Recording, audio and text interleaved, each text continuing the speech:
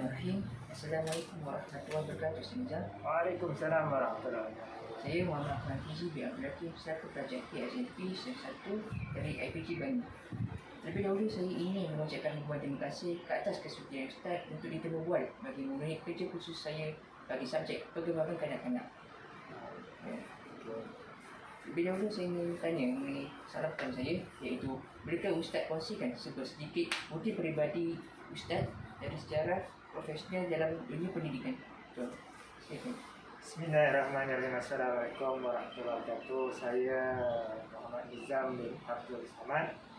Masa sekolah rendah saya dulu adalah dari Sekolah Kebangsaan Seri Bahagia. Kemudian saya melanjutkan pelajaran ke SAMP Sultan Salahuddin Abdul Aziz Shah di Batu Kepulauan. Kemudian ke SAMP Kuala Lumpur Baru. Seterusnya ke Sekolah Menengah Agama Persekutuan Kajang untuk mengambil STPM. Selepas STPM saya masuk ke Maktab Perguruan Kuala Terengganu Batu Rakit di Terengganu. Itulah dan seterusnya saya posting pertama di SKAU Keramat Kuala Lumpur. Kemudian saya berhijrah pada tahun 1997 lah. Kemudian saya berhijrah ke SK Beranang pada tahun 2003. Seterusnya pada 2006 barulah saya masuk ke daerah Sabak Pernam di SK Parit 9 Sepincan. Kemudian saya masuk ke SK Seri Makmur pada 2008 dan seterusnya ke SK Binjai Jaya, dan sekarang saya di SK Parit 6 Sungai Besar Selangor. Terima kasih atas soalan tadi. Baiklah, ini soalan yang kedua dari saya ialah apakah pencapaian yang pernah Ustaz perolehi ketika bertugas sebagai pendidik, dan apakah juga perasaan Ustaz ketika menerima pencapaian tersebut? Dipersilakan. Alhamdulillah, sebenarnya pencapaian ini adalah haza min fadli Rabbi. Antaranya adalah anugerah Cikgu Juara Digital pada tahun 2020 yang lepas. Kemudian anugerah Guru Cemerlang OKU Negeri Selangor pada tahun 2017 dan juga 2020. Kemudian finalis Guru Cemerlang OKU bagi peringkat kebangsaan pada 2018 dan juga pada tahun 2021. Saya juga pernah sebagai ahli panel agenda agenda awani dalam dia punya tajuk adalah masa depan pendidikan negara dalam menghadapi revolusi industri 4.0. Jadi semua ini sebenarnya daripada Allah lah, dan saya sekadar menjalankan apa yang anunya lah. Dan memang kalau dikira ini adalah antara tugas kita sebagai khalifah Allah Subhanahu Wa Taala di muka bumi. Terima kasih. Jelas pencapaian yang agak merangsangkan kepada kami.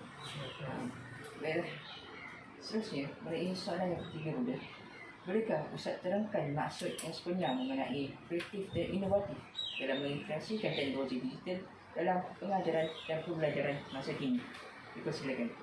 Saya terus masuklah, sebenarnya kita sebagai seorang guru ni perlu menguasai teknologi yang mana sekarang ni untuk setiap orang guru diberikan akaun delima. Semua cikgu faham apakah dia delima itu. Kemudian sebagai seorang guru juga kita kena menguasai teknologi ni. Antaranya seperti dalam tu ada Microsoft. Kita kena jadi Microsoft Innovative Educator ataupun MIE. Kemudian dalam Google pula kita perlulah menjadi seorang Google Certificate Trainer. Kemudian daripada situ banyak sebenarnya dia punya maksud saya perisian-perisian yang perlu kita kuasai. SW lah, dia punya Microsoft Team lah. Kemudian banyak, memang banyak dengan field gripnya lah. Saya nak sebut satu-satu pun memang memang banyak. Itu kita kena kuasai untuk kita aplikasikan di dalam kita punya PDPC dan juga sekarang ini PDPI. Memang kita kena gunakan semuanya ini, kerana kita sebenarnya sedang menuju, memang kita sebenarnya berada di revolusi industri 4.0. Okay, konsep. Terima kasih. Mengenai soalan yang seterusnya, kita mengenai soalan yang keempat. Soalannya berbunyi, bolehkah Ustaz ceritakan bagaimana pada awalnya Ustaz mendapat idea dan motivasi untuk menyumbang kepakaran dalam teknologi digital dalam pengajaran dan pembelajaran? Mohon penjelasan. Sebenarnya sebagai seorang guru, kita melihat kepada kemenjadian murid, yang mana di sini saya melihat apabila kita berada di dalam, maksud saya ada pandangan sama ada daripada Sayyidina Ali ataupun Sayyidina Umar Al-Khattab yang mengatakan, ajarilah anak kamu di dalam zaman dalam zamannya. Sekarang ni kita berada di zaman revolusi industri 4.0. Itu tentang kemenjadian murid. Saya melihat apabila kami membawa murid ke Kuala Lumpur Engineering Science Fair, di situ kita melihat begitu ramai inovasi-inovasi yang dibuat oleh sama ada sekolah ataupun universiti, politeknik, industri, dan kita sebagai sebuah sekolah rendah juga terlibat di dalam menghasilkan inovasi-inovasi ini. Dan mereka, maksud saya, peserta-peserta yang lain sama ada daripada pihak industri ataupun pihak universiti, daripada politeknik, begitu kagum dengan sekolah rendah. Tak kira lah sama ada sekolah saya ataupun sekolah lain, mereka barulah melihat, dan ini menunjukkan tentang kemenjadian murid sebenarnya.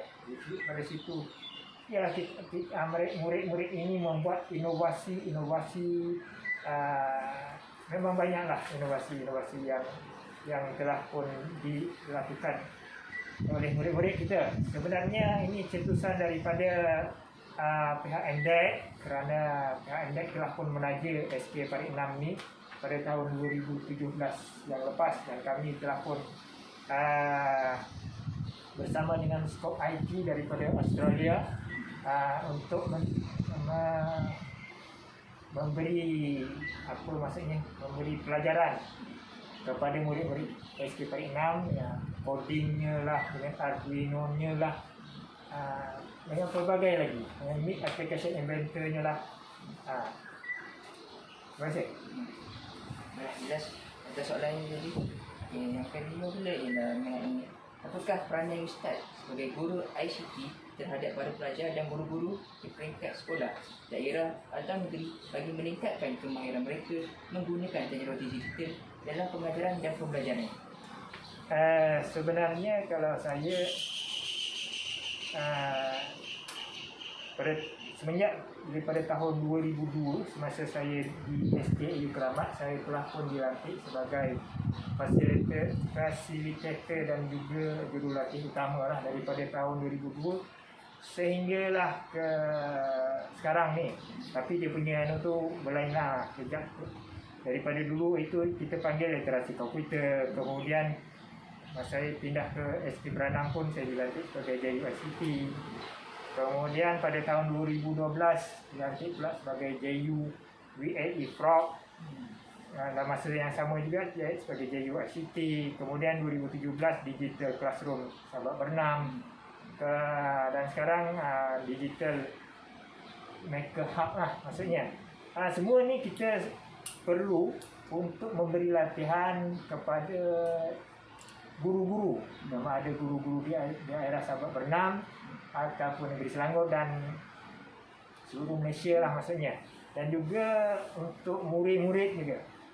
Untuk semalam saya juga terlibat di dalam yang dipanggil Selcom CYD Selcom yang Selcom yang Digital Innovator Program. Semalam saya pun terlibat untuk sebagai facilitator kepada murid-murid sekolah menengah agama Santas yang besar. Jadi ini semua perlulah penglibatan semua pihak lah untuk kita menghadapi cabaran kita pada masa sekarang.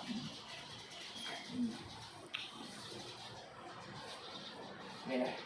Terima kasih atas jawapan Ustaz yang begitu jelas dan terperinci seperti tadi. Baiklah.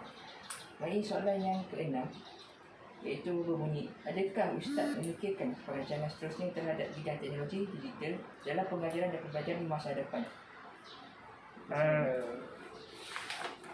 Sebenarnya Ustaz Muhammad Akmal ya, Perseverance dan juga Curong sekarang ni telah pun berada di planet Marikh. Jadi bukan sekadar dua orang panggil robot yang berada di planet Marikh yang terbaru lah. Sebelum tu ada Curiosity, ada banyak lagi lah yang penerokaan dalam bidang angkasa lepas ini. Mereka dah sampai ke planet Marikh, planet merah. Kemudian yang kalau dalam negara antara negaranya UAE pun sudah sampai, tapi dia sekadar mengorbit planet Marikh. Jadi sebenarnya apa yang saya fikirkan tentang murid-murid kita kena mengikuti pertandingan-pertandingan, sama ada RGTX-nya, KLSF-nya, NICE, CYD Junior Innovative Cumbaka-nya, kemudian kita ada robot Somo, ada line follower, kita kena ada inovasi-inovasi yang semuanya ini memang berkait rapat. Contohnya macam Perseverance tu, dia masa nak turun daripada dia punya orang panggil pelayaran tu, nak turun tu, itu begitu banyak dia punya orang panggil sensor. Dia nak mengesan macam mana tempat nak mendarat tu, macam mana keadaan tempat pendaratan tu supaya tidak berbukit. Semua itu memerlukan teknologi dan juga kefahaman yang orang panggil sekarang ni revolusi industri 4.0, dan maksud saya sekarang ni sebenarnya memang dah sampai kepada revolusi 5.0. Okay, terima kasih. Baiklah. Mengenai soalan yang terakhir daripada saya ialah, bagaimanakah pencapaian dan kejayaan Ustaz dan Ustaz perolehi boleh memberi motivasi kepada kami, iaitu sebagai seorang bakal guru, untuk menjadi saing dan cemerlang dalam pengajaran dan pembelajaran pada suatu hari nanti? Mungkin silakan. Sebenarnya pencapaian dan kejayaan ini adalah bukannya daripada saya seorang, maksud saya bukannya one man show, tapi ini adalah daripada kerjasama semua pihak, gurunya, muridnya, PPD-nya, APN-nya, kementeriannya.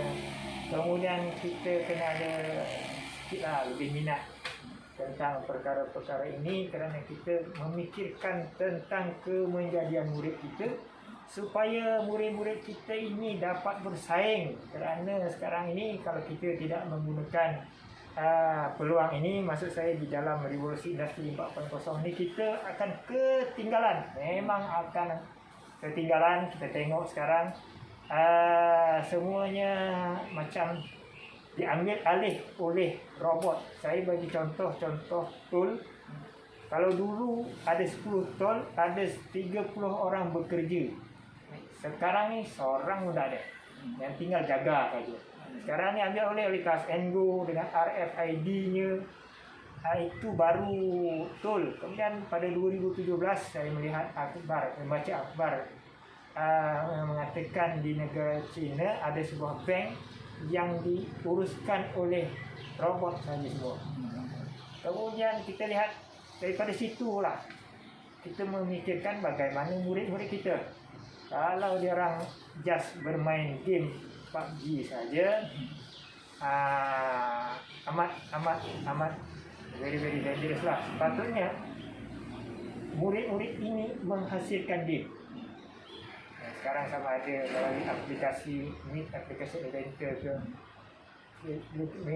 bila mereka dapat menghasilkan game, mereka ialah dalam PUBG itu kan banyak tentang perkara-perkara yang kita sendiri pun ragu tentang akidah. Very dangerous sebenarnya. Jadi kita kena menggunakan kelebihan yang ada pada revolusi industri 4.0 ni untuk kebaikan. Kalau student ni dapat membuat game, dia buat game yang tidak melanggar kita punya etika. Melanggar syariat. Ya, itu maksud saya. Okay, terima kasih. Okey. Itu saja soalan daripada saya. Terima kasih kepada Ustaz atas penubuhan hari ini. Saya menghargai kesudian Ustaz untuk meluangkan masa bersama saya. Semoga Allah memudahkan dan memberkati segala usaha Ustaz. Okey, terima kasih sekali lagi. Itu saja daripada saya. Assalamualaikum warahmatullahi wabarakatuh. Waalaikumsalam warahmatullahi wabarakatuh. Jadi saya pun ingin mengucapkan terima kasih juga kepada Ustaz kerana sudi menunggu bual saya ni. Saya bukanlah orang yang terbaik, tapi maksud saya ini hadza min fadli Rabbi. Kita hanya menjalankan dan meneruskan apa yang telah diamanahkan kepada kita. Terima kasih. Assalamualaikum warahmatullahi wabarakatuh. InsyaAllah. Barakallah. Warahmatullahi wabarakatuh.